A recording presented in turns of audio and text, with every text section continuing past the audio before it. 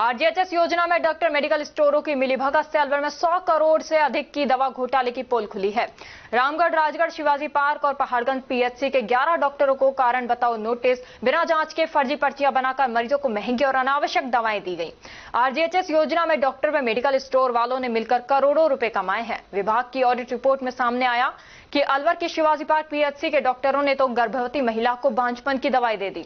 Paharganj PHC में जिसकी आंखें पूरी तरह सही हैं उसको आई ड्रॉप लिख दी। सीएचसी रामगढ़ में तो पति पत्नी को हूबहू दवाई लिखी, जो मरीज डायबिटिक ही नहीं उसे शुगर की दवाई दे दी, और जिसका हार्ट पूरी तरह से दुरुस्त है उसे भी 3-3 ब्रांड की महंगी दवाएं थमाकर मोटे बिल बनाए गए। एक एक जगह से करीब 100 से 20 करोड़ रुपए के घोटाले हुए हैं। अकेले अलवर जिले में करीब 100 करोड़ रुपए से अधिक दवाओं में डॉक्टर व मेडिकल स्टोर संचालक मिलकर डकार गए। कई जगहों पर डुप्लीकेट पर्चियां मिली हैं। अब सीएमएचओ अलवर ने जयपुर से क्वालिटी सेल से प्राप्त सूचना के बाद रामगढ़, राजगढ़, अलवर के 11 डॉक्टरों को नोटिस थमा दिए। उनसे रिकवरी हो सकती है, आगे विभागीय कार्रवाई भी संभव है। बुधवार व गुरुवार को नोटिस देने के बाद डॉक्टरों के बीच में हड़कंप मच गया है। जयपुर से जो क्वालिटी सेल है उसके द्वारा हमें सूचना प्राप्त हुई थी कि जो अपना जिला है वहाँ पर 4 जो संस्थान है, सीएचसी रामगढ़, सीएचसी राजगढ़ और यूपीएससी पहाड़गंज और यूपीएससी शिवाजी पार्क, कि यहाँ पर मरीजों को अनावश्यक दवाइयाँ लिखी गई हैं और मरीजों को अनावश्यक महंगी दवाइयों के साथ साथ में उनकी बिना जांच कराए ही उनको उपचार दिया गया है। तो उसकी जांच जब कराई गई तो जयपुर से जो जांच कराई गई है उसके आधार पर उसमें अनावश्यक जांच बिल का पाया गया है। तो उसके आधार पर इन सभी डॉक्टर्स जो 11 चिकित्सक हैं, मुख्यतः Rajgarh CHC, Ramgarh CHC, UPSC Paharganj और शिवाजी पार्क में जो हमें प्राप्त है, उन सभी डॉक्टर्स को हमने कारण बताओ नोटिस जारी किए हैं कि भाई आप अपना स्पष्टीकरण हमें बताएं कि आपने ये जो मरीजों को मरीजों को दवाइयाँ लिखी हैं ये अनावश्यक महंगी और बिना बीमारियों की भी उनको जो उपचार देना बताया गया है उसके बारे में अपना स्पष्टीकरण देंगे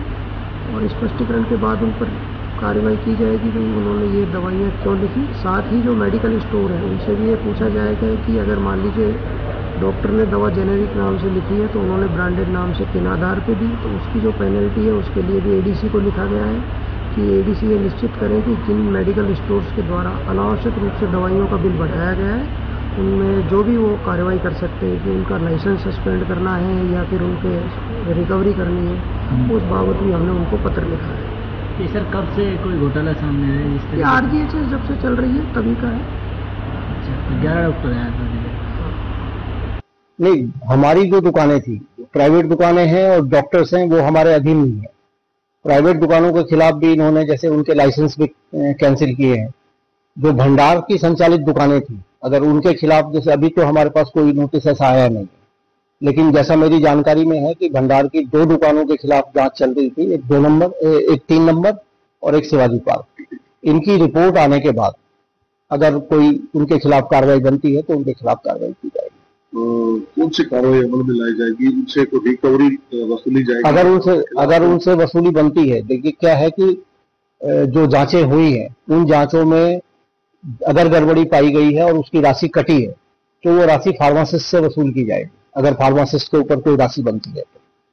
विभाग के द्वारा इनके खिलाफ मुकदमा दर्ज करवा सकते हैं। हमारे 3-4 लोग ऐसे हैं जो बिना एनओसी के उन्होंने जाकर के ज्वाइन कर लिया है, अभी जो इनकी ज्वाइनिंग हुई थी, तो उनके खिलाफ कार्रवाई अमल में लाई जाएगी। 2-3 के खिलाफ एफआईआर भी कराएंगे।